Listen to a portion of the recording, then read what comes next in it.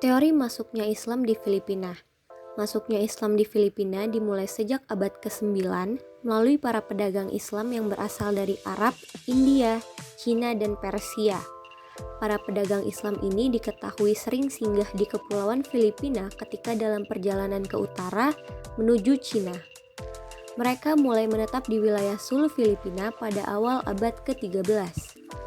Islam di Sulu dimulai sejak masa Rapasipat atau Raja Sri Paduka. Pada masa pemerintahannya di Pulau Jolo, datanglah seorang muslim bernama Tuan Masaika ke Maimbung, wilayah bagian selatan Pulau Sulu. Pada masa itu, penduduk setempat masih menyembah berhala dan animisme. Dan melalui kemampuan Tuan Masaika, para penduduk dapat menerima ajaran Islam yang dibawanya. Ia kemudian menikahi salah satu putri Rapasipat dan memiliki keturunan 4 orang anak. Dan salah satu anaknya yang bernama Tuan Hakim memiliki 4 putra. Lalu mereka inilah yang kemudian memerintah di Maimbung. Inilah titik awal masuk dan menyebarnya Islam di Filipina.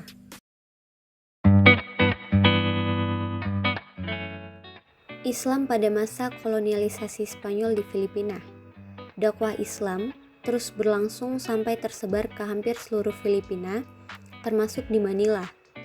Namun penyebarannya terganggu ketika orang-orang Spanyol datang di tahun 1521 Masehi. Pada masa pemerintahan Syarif Makalang Sribada tahun 1563 Masehi, pasukan Spanyol di bawah pimpinan Flabullus tiba di pelabuhan Bulangi. Kedatangannya gagal dalam merebut kekuasaan kerajaan Maguindanao. Akan tetapi, sekitar tahun 1565 Masehi, kerajaan Islam yang terdapat di Manila berhasil diduduki oleh Spanyol di bawah pimpinan Miguel López de Legazpi.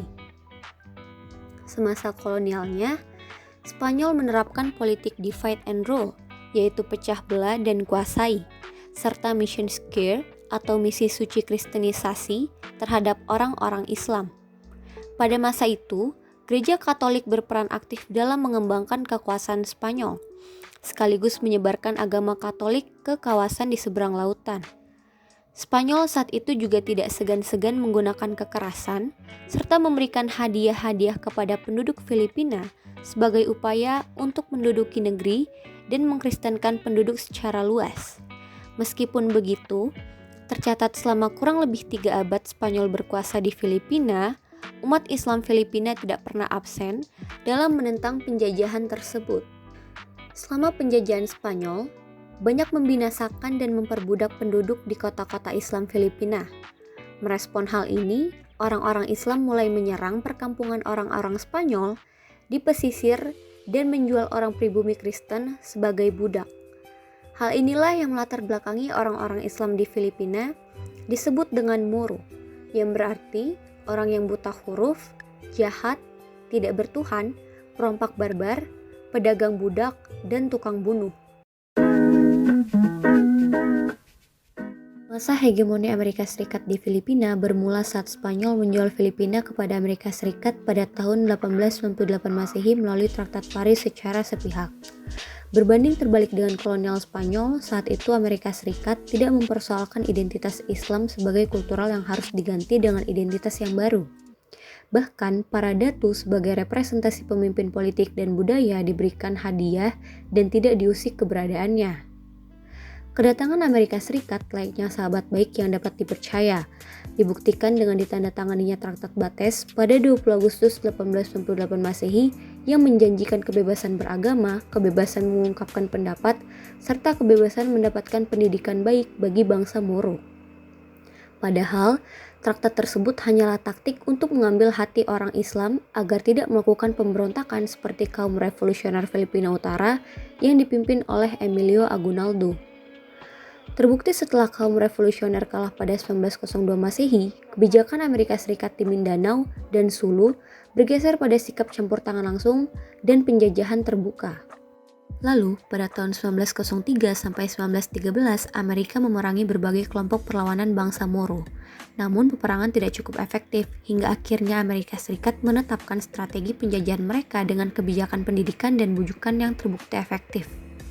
Sebagai hasilnya, kohesivitas politik dan kesatuan di antara masyarakat Muslim mulai berantakan dan basis budaya mulai diserang oleh norma-norma Barat.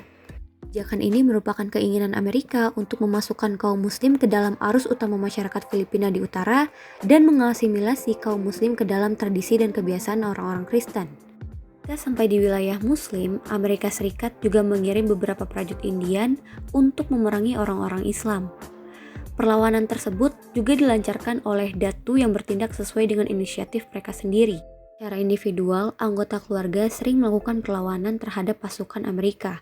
Tetapi karena sultan-sultan dan datu-datu yang memiliki pengaruh tertentu telah diberi hadiah, gaji, dan sanjungan, maka tidak ada lagi kesatuan aksi untuk melawan Amerika.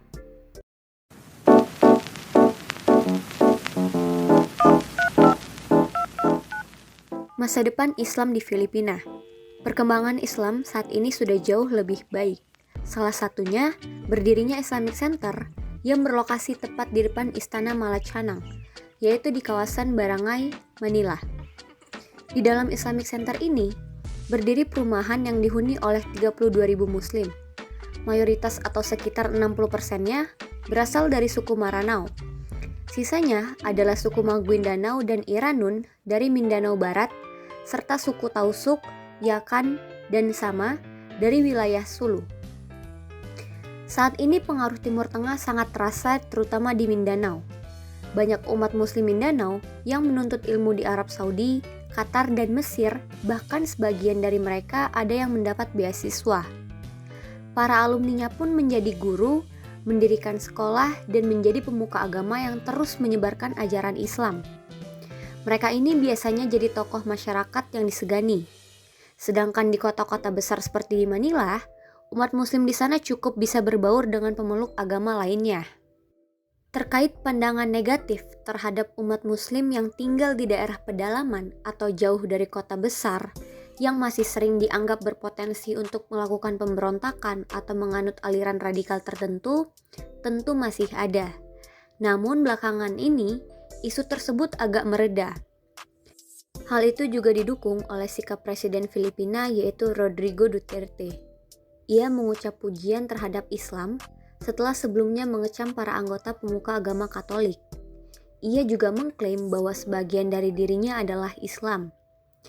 Klaim menghebohkan itu disampaikan oleh Rodrigo Duterte sebagai penekanan terhadap rancangan hukum organik bangsa Moro atau BOL yang akan memberikan komunitas Muslim di Filipina Selatan entitas dan otonomi lebih besar, sehingga diharapkan berdampak pada kemajuan politik dan ekonomi setempat. Selain itu, Duterte juga terdengar beberapa kali mengagungkan nama Allah, yang menurutnya telah membawa kebaikan untuk memungkinkan tercapainya era baru bagi masyarakat BOL. Untuk perkembangan lainnya, Hari Raya Idul Fitri di Filipina memang tidak terlalu semarak. Namun di tahun lalu, Presiden Duterte menetapkan Idul Fitri sebagai hari libur nasional. Sedangkan di saat bulan Ramadan, terutama sebelum terjadinya pandemi corona, umat Muslim di Metro Manila biasanya melakukan buka puasa bersama di masjid dan melaksanakan sholat tarawih bersama.